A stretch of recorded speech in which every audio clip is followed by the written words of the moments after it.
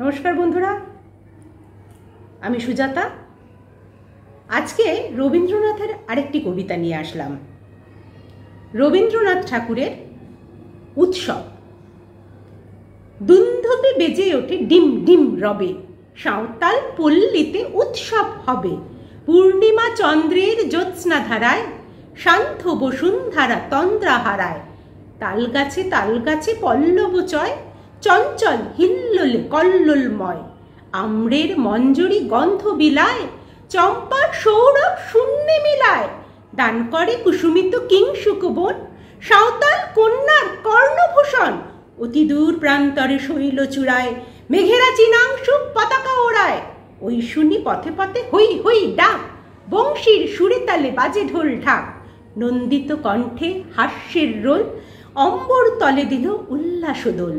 ধীরে ধীরে সর্বরই হয় অবসান, উঠিল বিহঙ্গের প্রত্যুষ গান। বনচূড়া রঞ্জিল স্বর্ণ রেখায়, পূর্ব দিগন্তের প্রান্ত লেখায়। নমস্কার।